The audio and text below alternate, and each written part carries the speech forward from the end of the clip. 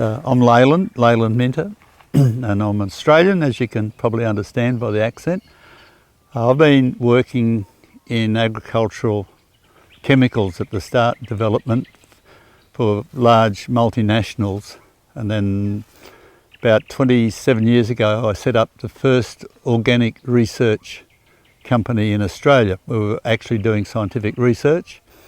This has progressed and has been taken over by the largest home garden product in Australia because I got interested in looking at products from sea water, sea minerals, and also digestion products, and so that's where we're working now. So the first of these products was the Ormes type product, where we worked out how to cheaply and simply get rid of the salt and the water out of seawater. And we're very lucky here in Australia that we've got very pristine, clear seawater, non-polluted, and where we get our seawater from, it's quite some distance from two major rivers, so it's never polluted if runoff or anything like that. There's no industry here, and the continental shelf is quite close, so we have this upwelling. That's where we get our sea minerals.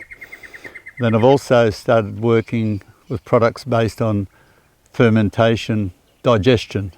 So what these products are based on plants that we grow on a conveyor belt, a mining conveyor belt, which is about 3 metres wide and about 10 metres long. And we pre-germinate seed, and we use soybeans, mung beans, and barley, and in 7 to 10 days we can get them to about 20 centimetres high, this high, on this moving belt, which in summer moves at about 7 or 8 days to do the 10 metres. In winter it's about 10 days. They come off this belt, and remember they're just sitting on the belt, continually being misted with the Ormes product and some trace minerals. And when they come off, we have a cutting device. They come off, they get macerated, turned into a green pulp, and then they go into the press where the juice is pressed out, which would be about roughly 90% by volume. So we do get some solid material, but you remember that the root mass on the belt would be about that deep, about 2 centimetres. And then you have the about 10 to 15 centimetres or more of the green mass. The digesters goes in the digesters then, where we add biology. We add soil microbes, and they digest this green liquid.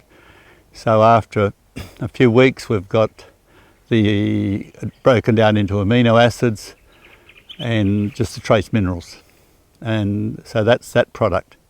And the third product is we're involved in, and I spent a lot of my life developing insecticides for one company which you might be familiar with, Syngenta, which was developed from Sandoz and Sea Vigor, the Swiss companies, and I was head of their development for the South Pacific, Southeast Asia.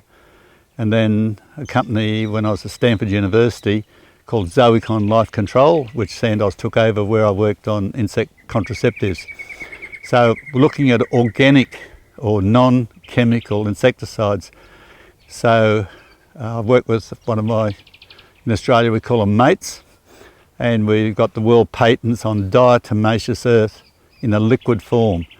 Now, Diatomaceous Earth is a rock, it's a sedimentary rock comprised of the shells of diatoms, which are you have to use an electron microscope to see them, and they're silicon dioxide, very similar to chalk, which you have in Europe, but that's calcium oxide. In volcanic lakes where you've got larvae and whatnot coming in and out of the lakes are warm and they're high in silica, so the shells are silica dioxide. Now this silica dioxide is very hard, and we call it diatomaceous earth, or DE, and on a scale of hardness where a diamond is 9, it's about 7. And later on I'll show you some of the rock. So we mill to between 5 and 10 microns, and that is important. And then we liquefy it with the sea minerals. So we have this product, and when we spray it on a plant such as these citrus behind me, which here in Australia we're very bad for scales and aphids. So these sharp particles, they're very sharp, scarify the insect, and it dehydrates and die. If the insect, and that would be, and you'll be familiar with aphids and scales and thrips and mites, this sort of thing. If the insect is a chewing insect, like a caterpillar, well, if it's on the leaf, the insect eats the leaf and it cuts its gut, cuts its internal, and it dies. So it'll cope with, probably has a wider spectrum than any other insecticide, any chemical insecticide. So we call that ONGARD, Vigor ONGARD. Now, in this research work, we discovered that leaf fungal diseases, which are very important, powdery mildew, and in Europe, France, where I worked years and years ago, they use thousands of tons of copper for powdery mildew control, and they get copper toxicity in the soil. Well, we can dry the DE part of this ONGARD, dries the fungus out, and then the sea mineral part, remember I liquefy it with the sea minerals, the sea is full of metals. Number one thing is magnesium, number two is calcium, and then you've got really the periodic table there. So you've got a lot of copper, a lot of zinc, magnesium, as I said before, and these are known fungicides, but there's a lot of gold and silver in the sea, but a lot of water between. But years and years ago, when I worked for this Swiss-based company, we worked on silver as a fungicide. So these metals in the Ormes, the sea mineral part, act as a fungicide. So we've got a mechanical fungicide that dries out, and we've got this metallic fungicide, and so we get true synergism, 1 and 1 equals 3. Plus you can eat the fruit immediately, and it's not phytotoxic, and so that's quite unique in the world, and we have world patents on that product. Then the fourth product is the herbicide or weed killer, and years ago I was involved to some degree with the development of glyphosate, which is Roundup. I knew the guys at Monsanto, or it was a company before Monsanto, but Monsanto took them over very early in the piece, developing glyphosate. And so I've been looking at organic herbicides, and one I developed, which in Australia we call Slasher, it now is the #1 home garden herbicide or weed killer, and that's just based on a fatty acid which dries the leaf out.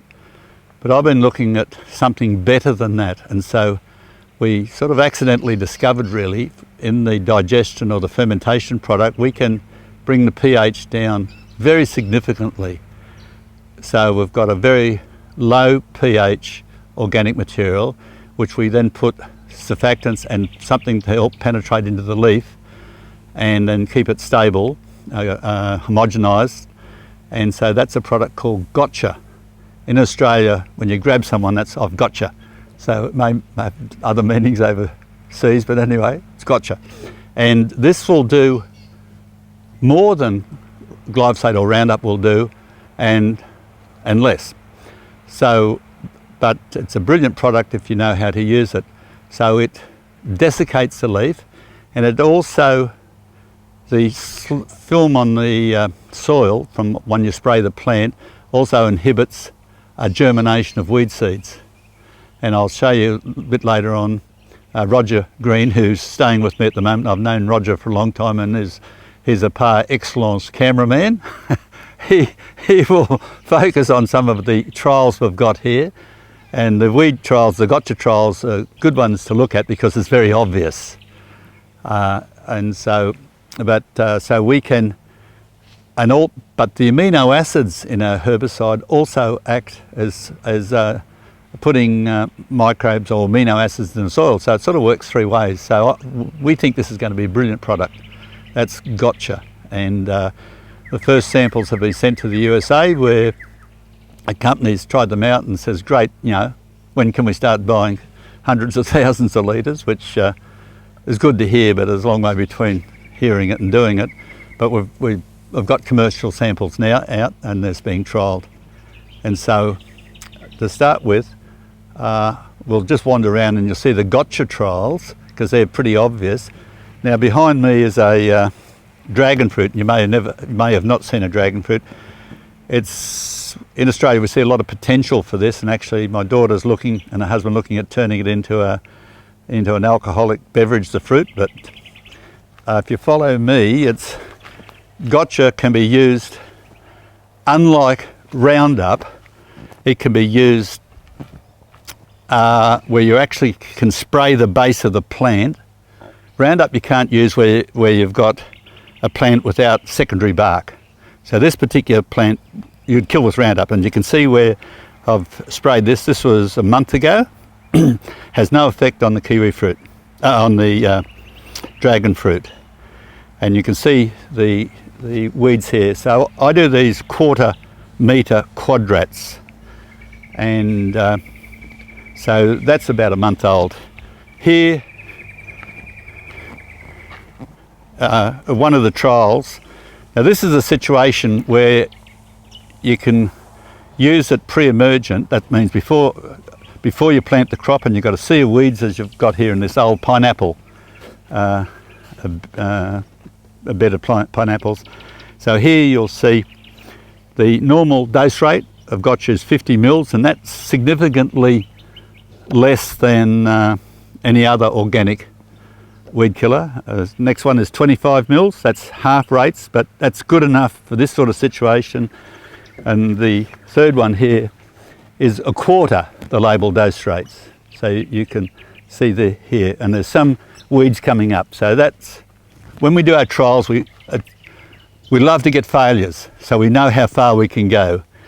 So we know the parameters. Now sometimes some weeds are far more susceptible, and here you'll see this white weed, which is chickweed, and if Roger follows me, we'll over around here.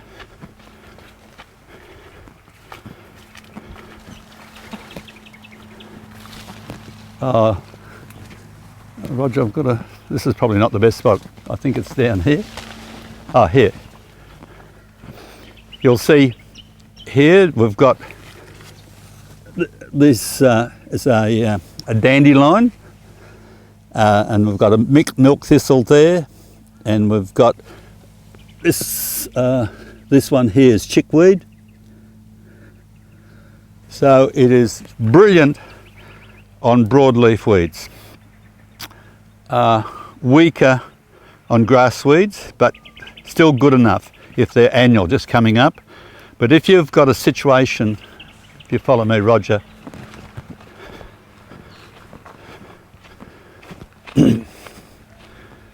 like this here, where you've got a lot of what we call kikuyu, which is a stoloniferous grass. It's got a lot of stored energy, and couch grass, you'll need 2 sprays. So that's just 1 spray, but you will see some of the green hasn't been controlled. So you'd come in with two sprays there, and to get a good result. If you come up here, Roger, and this is very weedy here, and the reason for weeds is so I can do experiments. And there's another situation. Really, if we come here, and you'll see later, in 2 weeks' time we'll get a good control, because that's a very difficult situation once again with the kikuyu. So you can see it's got a lot of stored energy here. So that's where Roundup is better, because it'll control this. But we can get a result in 3 hours. In Roundup here, you're waiting for 2 to 3 weeks. But we have much safer, because the drift can get onto a plant, as you saw with the dragon fruit, and Roger follows.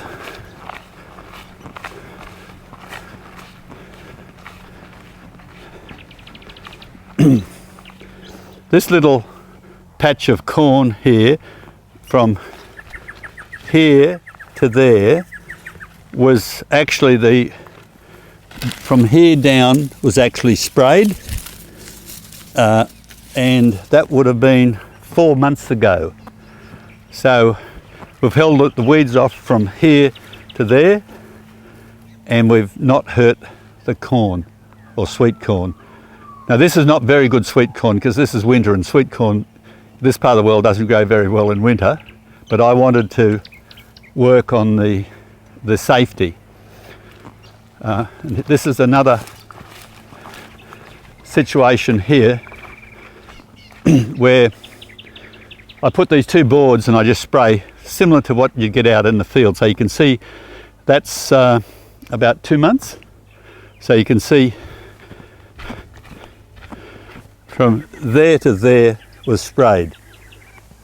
So you can see it's just, and this is a little hand sprayer, which is not very good, but you can see, I've noticed the weeds will come, but they just don't do anything. They just sit there, and that there, if you can sort of see, this is at quarter dose rate, which is not obviously not good enough, but it's still holding them back a bit. Yeah. So that's gotcha. Now, this can be used in agriculture in situations where you could never use glyphosate Roundup. Now, I've got a situation where parks and gardens, where amenity horticulture, we would call it, you could use this product, and people don't have to worry about their dogs running and peeing against a tree which has been sprayed with Roundup. And we'll wander over there, Roger. This is an example of the softer weeds, and this is at half dose rates on the 3rd. So this is roughly 3 weeks ago. So and that's the untreated there. And this is a mixture of chickweed, mouse-eared chickweed, galansoga, so no grasses. But you can see the fantastic result it does on broadleaf weeds. You can quite dry, 3 weeks. Look at this. Yep. So it's you can see this strawberry patch. If you didn't use that, it'd be like that. Yeah. This is the vegetable patch here, but they're really my experiments. We eat my experiments, and so I've sprayed this, and you can see it did very little or no damage to this broccoli. And broccoli's just coming, and we've got kale here. It was quite safe to kale. I did spot the spinach there, and the carrots seem to be relatively resistant too. So this is just looking at the safety. Now, you really need a sprayer which has what we call a skirt. It has a protection, so you don't want too much drift. So that's these are examples. And these are snow peas, and these are one of the hardest things to wet. So we use these leaves to demonstrate, see if we're wetting the leaf. And so we've got a very good wetting system in the gotcha, so you don't have to use any other wetting agents. And so we actually, to wet this leaf, we can get by with 2 drops per litre. That's a drop is 1/22 of a mil. So that's very, very good wetter. So 2 drops, that's 1/10 of a mil per litre of water. Yeah, good. Away you go. Ah, in the parks and gardens situation, this is a hibiscus, and you can see I was able to spray right around the tree, didn't have to worry about getting it on the bark of the tree, and you can see the result there. So it has a good fit in parks and gardens. And here's another trial here, which is a very cold shaded area, and you can see this is the quarter square metre trial, and once again you can see this is so this is 2 weeks, not quite 2 weeks. Yeah. No. Now, I don't recommend you spray larger plants such as this, but in this case here, what we call sow thistle or milkweed is particularly sensitive, and you can see how it's dried out. And so around structures like structures along roads or signs or anything like that, you could use gotcha instead of glyphosate. This is another garden and park situation. This is a black palm, which is a native to Australia, very surface rooted. You could not use Roundup near this at all. And you can see this was 6 months ago, so you can see the control here. And then this one here,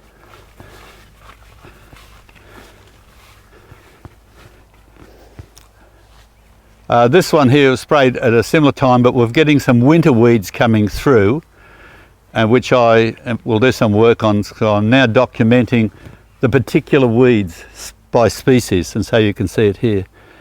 And this one, if Roger shows up there, this is actually a foxtail, only found in Australia, and was first found in about 1938, I think. It was found in northern Australia, and actually I grew this from the seed which I got at Diane Salento, which was a friend of mine. She used to be married to Sean Connery, and this palm would be 3 years old, 3 or 4, yeah, 3 years old, but very safe. This little plot is a very interesting plot, that the back part, which comprised these broad leaves, this was once again a dandelion, is controlled.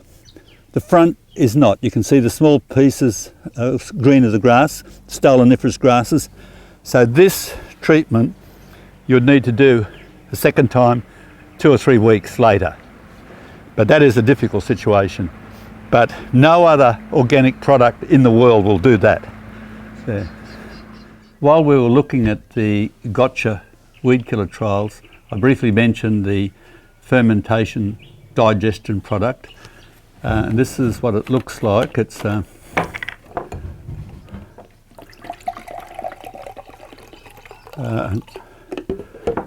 very safe. You can actually put it in animal water, and so that is 100% of the juice of the soy,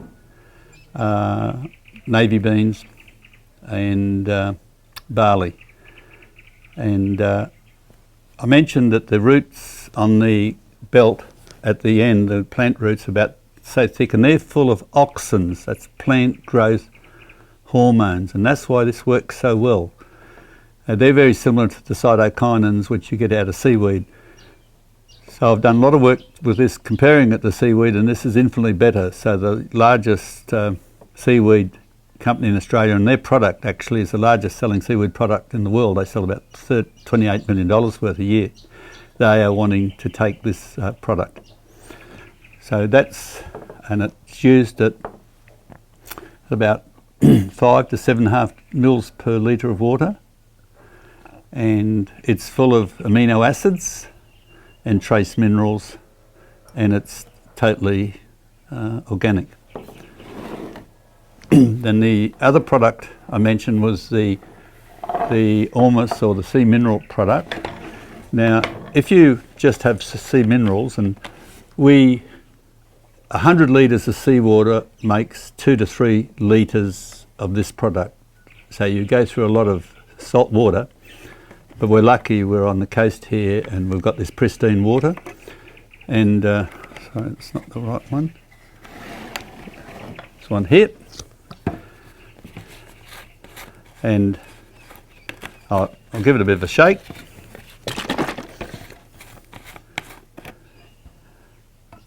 And that's, now normally these minerals would fall out, so we use a suspending agent, an organic suspending agent, to keep that suspended. And then because you've introduced something organic, we have to use a biocide to stop it going off, fermenting or becoming microbially active. So that is what started to be used now in medical cannabis in California and in Kentucky and in Tennessee, I think, commercial quantities have gone. And this is a foliar spray. So every 2 or so weeks, just 5 mils to a litre of water. So here you're putting all these minerals from the sea and these Ormes and one grower who produces 2 million lettuce and herbs such as basil, etc., a week in Sydney, found if he sprays this every week, it would be about a week faster in summer and about 3 or 4 days faster in winter, the growth. So it'd be in summer 3 weeks, maybe a bit more, in winter 5 weeks. And also they grow very, very well in a full moon. They seem, because we're putting these superconductors, these gold, silver, rhodium, iridium and whatnot, seems to pull in light energy. So the farmers have told me, they said, oh, it goes really fast in cloudy weather, much faster than we would have thought, anticipated, and same thing in a full moon. So that's the Ormes, or the sea mineral product.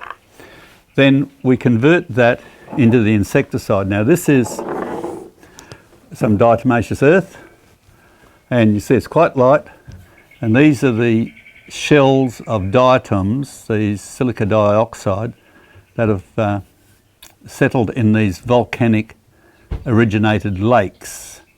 And remember I said it's very hard, very sharp, but we mill it to average of 10 to 20 microns, but we average 10, so it's 5, and you can see it's very, very fine. Yeah. But you can feel it's, unlike talcum powder, which is smooth, this is not quite smooth because it's quite sharp, but you can see so it is. And people do eat this. If you look up the fossil shell flour on the internet, and I have a heaped teaspoonful of this in the water every morning, but only because I think it helps with your joints. Anyway, that's Diatomaceous Earth. That's a crude material before we mill it, and it's very, very light because these are like little tin cans if you see them under an electron microscope, and that's why it's so light. And the formulation looks like this.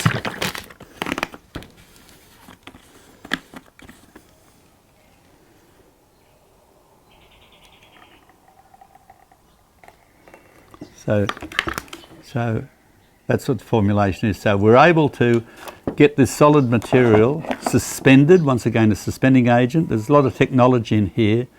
Then a biocide, and then also a surfactant, something that keeps it wetting leaf, because we rely on total coverage. If you've got aphids and mites and scales all over your citrus, you won't get total coverage because we've got to hit them. And so that's what it is. So we've got the fermentation nutrient. We've got the... Now this product here is also, as I said before, a very good fungicide as well as insecticide. So it's possibly the first in the world which is a nutrient. Remember we use this to liquefy this. So you got the nutrient, you got the insecticidal properties, and you got the fungicidal properties. So to the best of my knowledge, there's no other product that'll do all three and organic. So, and I forgot to mention this one. This is the gotcha, the herbicide or weed killer. So you see once again, and we have a quite a unique way of homogenising this, because once again we have to. It is dominantly this fermentation digestion product with penetrant, surfactant, and stabiliser. And so that's it. A lot of work went into the formulation there, and I'm working with a brilliant formulation chemist, Dr. Sam Jahing. Okay, so they're the three. We've got the nutrient, the fermentation digestion product. We've got the Ormes, or the sea mineral product. Once again, growth. We've got the insect, disease, and growth, and we've got the herbicide or weed killer. So basically we've got the total range of products, and we're concentrating a lot, and Roger will probably show pictures of the cannabis trials in the medical cannabis, because it has to be organic, whether they like it or not. And so, in Australia and New Zealand, there's a move, like everywhere in the world, big move to organic, and this one, there's a big move to phase Roundup or glyphosate out. I think this is being phased out in Austria and France and quite a number of countries. And in Sydney, Australia, some of the councils now have banned the use, this is the municipal councils, the use of Roundup. So we're hoping this will be the one where they spray around the structures along sides of roads or around the lights on airfields, etc. So that gives you an idea of what we're doing. But all must be organic and able to be cleared as organic in every country. Now there's just one product which we've been working with. I've been interested in bees for a long time, and we've a product, and you'll see here, it's I'll squeeze it out. You'll see it coming out here. I'll put it on there. And, I can put it here, Roger. Yeah. Now, this product is designed to be put into a sausage that goes in, this is what we call a corking gun. You can buy them here in Australia for about $10. And so you can see it coming out. And so your entrance to the beehive, you put it in the beehive, give 3 squirts every 2 or 3 weeks, and you can maintain the health of the hive and also get it to start producing workers earlier. In those cold countries where the bees are hunkered down in the winter, we can get them to start up early, and we see a big potential of this in New Zealand in the Manuka honey. And so in here we have a protein source, we have a high omega-3 and 6, but high omega-3 lipid, and we have the Ormes in there. And the Ormes is important. Where I cottoned onto this, Byron Bay is a lot of beaches and things in. I've been down to the beach and I've observed many times the bees coming down to the moist sand and drinking, and so I said, well, why do they choose this and not clean water? Because there are parks and gardens there with ponds and things, and they're after the minerals. So we put Ormes in here too. So there you've got Ormes, you've got lipids, you've got organic protein in there from a vegetable source, and we put a small amount of sugar to make it attractive. And the bees will line up like pigs at a trough eating that. And so we've got a brochure here, and you can see the person putting it in the hive. And we've done work where we've measured the brood, we've measured the honey in the hive with the second largest bee operation in New Zealand. They own 40,000 beehives. And so that's this product here, or you can put it inside the hive. But the advantage here, you don't have to open the hive up in wet, cold weather, whereas everyone who feeds syrup has to do that. And I have a sticker here for Roger to put on his car, so he knows he's a follower of bees. Yeah. So that's the Bee Vigor product, and we see potential for this in those cold climates, such as North America, Europe, New Zealand, whereas in Australia, because of the climate, and we've got something flowering every day of the year. And those of you who have heard of Manuka might be interested, what does Manuka look like? And I'll get Roger to follow me. Manuka, or Leptospermum, which actually is an Australian plant. We have about 90 varieties of it, but this is the nectar from this is the famous Manuka honey with these high medicinal properties. It does come in a variation in colour, and I can see the nectar in there now. You can see it slightly shining. You probably can't, but you might see it just shining a bit as I move around, right in the centre there. Yeah. Can you see it there? I'll move. Yeah, so the sun's on it. Yeah. But that's just for your interest. That's what Manuka looks like.